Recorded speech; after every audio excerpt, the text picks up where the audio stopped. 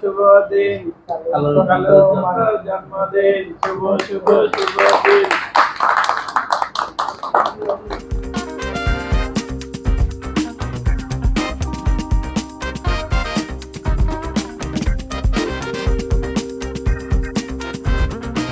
আমি সুন্দর একটা খুশির খবর যে আপনাদের এই কালের কণ্ঠ মাল্টিমিডিয়া সাফল্যের সাথে একটা বছর অতিবাহিত করলেন এবং আমি যতটুকু জেনেছি যে আপনাদের এই মিডিয়াটা ইতিবাচক খবরগুলো বেশি পরিবেশন করে। এটাই আমার মনে একটা আশার সঞ্চার এই বর্ষপূর্তি যাত্রা এবং সামনে আরো অনন্ত সময় পড়ে আছে, ভালো কিছু করার একটা সুযোগ আছে।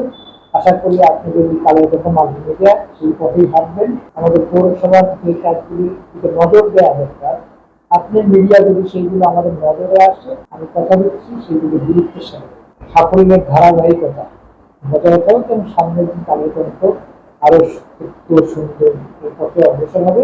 এখানকার যারা আমরা বসবাস করি প্রত্যেকে এই বিষয়টি তুলে ধরব বিশ্বের কাছে যে না, রাঙামাটি চিন্তা পর্যটন সহ এখানে আসলে মানুষ যে উদ্দেশ্যে আসবে তাদের মনের প্রফুল্লতার জন্য এখানে আসলে সেইটা পাবে।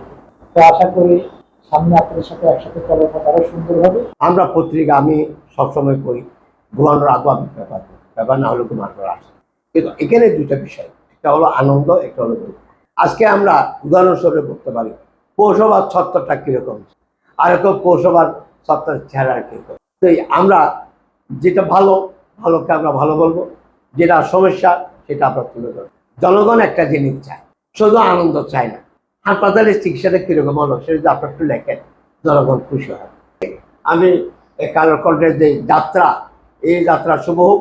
রাঙামাটির বিভিন্ন সংবাদ মাধ্যমের কারণে দুর্যোগ থেকে আরম্ভ করে আমরা দুর্যোগেই এই অনেক কিছু পেয়েছি। একই সাথে আমার যে বোনটা ঘর পেয়েছে একটা সাংবাদিকের মাধ্যমে, ডিস্টার্ব করবে স্যার একটু আসেন, এখন তো ডিস্টার্ব ঢুকছে, ওই ফটোটা আপনারা তুলছেন, এই কারণে ওই মেয়েটার তার অর্থনৈতিক অবস্থা পরিণত হয়েছে। তো সাংবাদিক ভাইয়েরা সুখ দুঃখের কথা বলেন, আগামীতে আরো বলবেন, এবং আজকে কালের কণ্ঠের যাত্রা আরো সুন্দর হোক, সফল হোক। কালের কণ্ঠ মাল্টিমিডিয়া শুরু থেকে আমার নজরে আছে, আমি প্রায় সময় দেখি। তো সংবাদগুলো, যে সমস্ত বিষয়গুলো উপস্থাপন করা হয়, প্রচার করা হয়, খুবই অত্যন্ত বস্তুনিষ্ঠ এবং দেশ ও জনগণের স্বার্থে খুবই ভালো প্রচার করে আছে।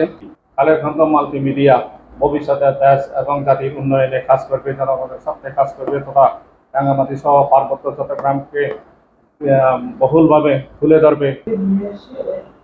এই গার্ডেনের সাথে